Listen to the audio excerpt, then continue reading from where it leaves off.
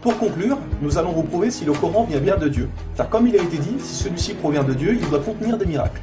Et si vous lisez le Coran, vous verrez qu'il contient des informations qui ne pouvaient être connues à l'époque, c'est-à-dire il y a 1400 ans. Mohamed était un homme qui vivait en plein milieu du désert d'Arabie, là où la technologie n'existait pas. À cette époque, il n'y avait pas d'électricité, aucun appareil électronique, rien de tout ça. Les gens vivent de la terre, se déplacent en chameau. Personne n'avait inventé ou même pu imaginer les choses telles que les sondes, les scanners, les satellites, etc. Et pourtant, dans le Coran, nous pouvons lire « Sous l'eau, il y a des endroits où il y a de l'eau douce et de l'eau salée. Et entre les deux se trouve une barrière invisible qui empêche les deux eaux de se compénétrer. C'est-à-dire que le sel de l'eau salée ne va pas dans l'eau douce. Ces barrières les empêchent. Les océanologues comme Jacques-Yves Cousteau ont découvert cela récemment grâce aux sous-marins où ils ont pu faire des prélèvements d'eau, etc. Qui, il y a 1400 ans, en plein milieu du désert, pouvait savoir qu'il y a des barrières invisibles dans l'océan? Il est écrit dans le Coran que l'univers est en expansion continuelle, c'est-à-dire que celui-ci ne cesse de grandir. Les étoiles s'éloignent les unes des autres constamment. C'est en 1920, grâce aux appareils très perfectionnés, tels que les télescopes puissants, que nous avons pu savoir que l'univers était en expansion continuelle. Qui, il y a 1400 ans, pouvait connaître cette information? Nous savons aujourd'hui que les montagnes sont comme des piliers et possèdent des racines.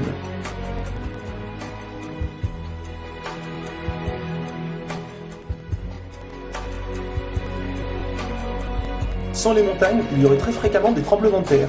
Nous savons grâce aux récentes découvertes qu'elles servent à la stabilisation de l'écorce terrestre. Qui, une nouvelle fois, il y a 1400 ans, pouvait savoir que les montagnes étaient ancrées comme des piliers et que ceux-ci servaient à la stabilisation de l'écorce terrestre? Il est écrit dans le Coran que Dieu a créé les 7 cieux et la terre par le même nombre, c'est-à-dire 7. Nous connaissons aujourd'hui, grâce aux sondes qui vont sous terre, que la planète possède 7 couches terrestres. Le noyau interne solide, le noyau externe liquide, la couche D, le manteau inférieur, puis le manteau intermédiaire, le manteau supérieur et la lithosphère. Qui, il y a 1400 ans en plein milieu du désert, pouvait savoir que la Terre possédait 7 couches? Il était impossible de connaître cela sans la technologie récente. Il est aussi mentionné que les plantes ont des sexes, mâles et femelles. La découverte de la sexualité des plantes fut réalisée par Rudolf Jacob Comnenarius entre 1660 et 1720. Le Coran explique étape par étape l'embryologie, c'est-à-dire comment un enfant se développe dans le ventre de sa mère. Le professeur Ketmour, qui a aussi le prix Nobel au Canada de l'embryologie, a confirmé que cela se passait exactement comme indiqué dans le Coran, et a affirmé que ces faits ne pouvaient être connus il y a 1400 ans, et que par conséquent, ces informations avaient été révélées à Mohamed par Dieu. Un exemple, le Coran explique qu'à un moment, le fœtus a la forme d'une sangsue dans le ventre de sa mère. Et si on regarde des images des scanners, nous nous rendons compte que l'embryon a exactement la forme d'une sangsue et qu'il s'accroche à une paroi du corps comme le fait une sangsue. Le mot le plus adapté pour décrire cela est sangsue. Vous voyez comment les versets coraniques s'accordent parfaitement avec la science d'aujourd'hui? Pour savoir cela, il a fallu attendre l'arrivée de scanners, de caméras, etc. Qui, il y a 1400 ans, pouvait décrire en détail les étapes de l'embryologie? Pour ceux qui pensent que le Coran copie certaines civilisations, il faut savoir que certaines personnes auparavant avaient fait des suppositions et avaient pensé des choses qui se sont révélées vraies, mais ont aussi fait énormément d'erreurs, et que soi-disant le Coran les avait copiées. Donc par exemple, si vous prenez un mauvais élève qui copie sur un bon élève, si le bon élève a 18 sur 20, est-ce que le mauvais élève va avoir 20 sur 20? Non, bien sûr que non, car le mauvais élève aura copié les bonnes comme les mauvaises réponses, donc il aura aussi 18 sur 20. Alors si soi-disant le Coran copie les civilisations ou peu importe, comment se fait-il que le Coran extrait le vrai du faux?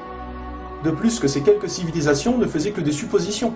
Or Mohamed affirme être sûr de tout ce qu'il dit. Le Coran contient plus de 500 versets dus à la science, sans aucune erreur ou contradiction. Et la technologie d'aujourd'hui ne vient pas contredire, mais confirmer tous les versets un par un du Coran.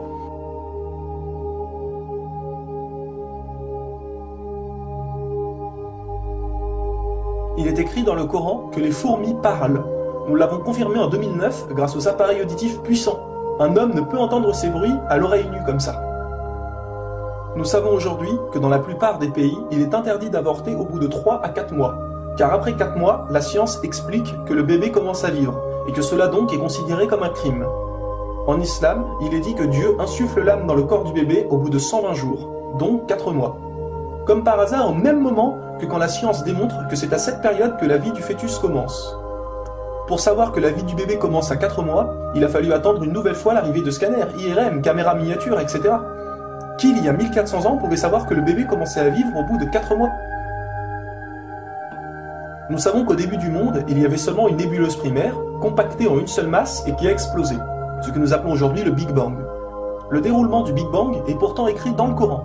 Le Big Bang a été découvert au XXe siècle, alors que le Coran a été écrit au 7e siècle. Le Coran affirme que ce sont les abeilles femelles qui ramassent le pollen des fleurs. Pourquoi le Coran ne parle que des femelles et non des mâles? Eh bien la science a découvert récemment qu'effectivement les femelles possédaient des organes que les mâles n'ont pas, et ceux-ci ne peuvent pas collecter le pollen des plantes. Encore et toujours, qui pouvait savoir il y a 1400 ans que les mâles n'ont pas les organes nécessaires pour le prélèvement du pollen? Il y a longtemps, les gens pensaient que la Terre était plate. Ce n'est qu'en 1577 que Francis Drake fait le tour de la planète et prouve que celle-ci est ronde.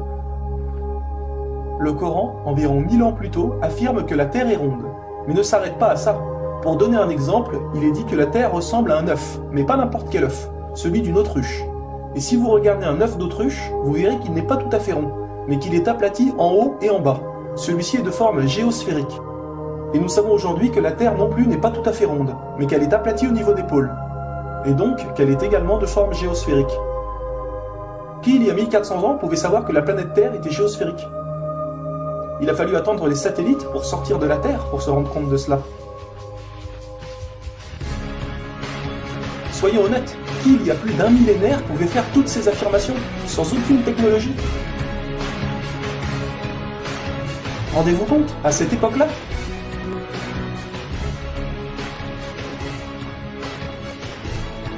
Et soyez conscients que je n'ai donné que quelques exemples. Il y a plus de 500 versets qui parlent de science sans aucune erreur. Le Coran parle d'astronomie, de biologie, de physique, de géologie, etc. Ça ne s'arrête pas là. Le Coran ne comprend pas seulement des miracles scientifiques, mais des miracles linguistiques ou numériques.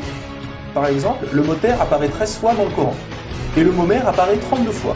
Additionnez 13 plus 32, cela vous donne 45. Si l'on met cela en pourcentage, 32 fois le mot mer sur 45 donne 71%. Et c'est exactement le pourcentage que la mer recouvre sur la surface de la Terre. La mer recouvre 71% de la surface de la planète. Et 13 sur 45 donne 29%. Et c'est exactement le pourcentage que représente la Terre sur la surface de la planète. Croyez-vous vraiment que cela vient du hasard? Le mot paradis apparaît 77 fois. Et devinez quoi? Le mot enfer apparaît aussi 77 fois. Le mot foi apparaît 25 fois. Le mot mécréance apparaît 25 fois. Le mot dunya, qui signifie le monde d'ici-bas, apparaît 115 fois. Akira, qui signifie le monde de l'au-delà, apparaît 115 fois. Le mot ange, 88 fois. Le mot diable, 88 fois. Les hommes, 23 fois. Les femmes, 23 fois. La vie, 145 fois. La mort, 145 fois. Bonne œuvre, 167 fois. Les péchés, 167 fois. Les 7 cieux apparaissent 7 fois. Et il y a encore plein et plein d'autres exemples.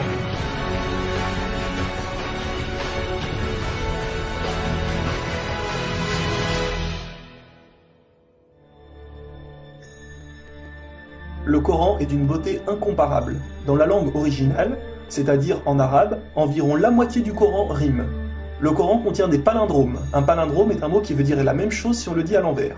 Par exemple, Bob, à l'envers, vous aurez toujours Bob. Ou kayak, à l'envers, vous aurez toujours kayak. Un mot comme ça peut se trouver, mais une phrase entière, cela est quasiment impossible. Ou alors votre phrase ne voudra rien dire. Mais non, le Coran possède des phrases entières en palindrome, et ces versets ont un sens très profond. Le Coran ne possède aucune contradiction ou erreur. Je vais donner un dernier exemple avant de conclure. Vous allez vous rendre compte de l'extraordinaire précision du choix des mots. Dans un verset, Dieu dit qu'il n'a pas doté l'homme de 2 cœurs. Pourtant, un peu plus loin, Dieu parle aussi des femmes. Alors pourquoi il ne dit pas « je n'ai pas doté l'être humain de 2 cœurs » ? Pourquoi ne parle-t-il que des hommes, puisque les femmes sont mentionnées après ? Quand nous lisons tout le passage, nous nous rendons compte que Dieu ne parle pas au sens littéral, mais au sens figuré. Il explique que l'homme ne peut pas être croyant ou non-croyant, c'est l'un ou l'autre, les deux ne peuvent pas coexister. Ou on a la foi, ou on l'a pas. Mais si nous prenons ce verset au sens littéral, est-ce vrai? Oui, bien sûr, l'homme ne possède qu'un seul cœur. Mais pour les femmes, elles peuvent être enceintes, n'est-ce pas? Et quand elles sont enceintes, combien de cœurs possèdent-elles? Vous vous rendez compte de ça? Si Dieu avait mis l'être humain au lieu du mot homme, un petit malin aurait pu dire « Eh, il y a une contradiction. Si on prend cette phrase au sens littéral, la femme peut avoir 2 cœurs quand elle est enceinte. » Mais non, même au sens littéral, cette critique est impossible. Que ce soit au sens littéral ou figuré, le Coran est inattaquable. Rendez-vous compte de la précision des mots. Il y a encore plein d'autres choses, mais cela prendrait énormément de temps de tout mentionner. Si cela vous intéresse, il existe de nombreuses conférences réalisées par des savants qui ont été filmées et qu'on peut trouver sur internet, telles que la parole divine de Nouman Ali Khan. Vous avez bien la preuve que le Coran ne peut que venir de Dieu et non d'un être humain. Comment se fait-il que la technologie d'aujourd'hui, la plus développée qui soit, ne puisse créer un seul animal ou plante? Ce que Dieu a créé, nous sommes incapables de le réaliser. Tout ce que nous construisons ne sont rien en réalité face à la nature.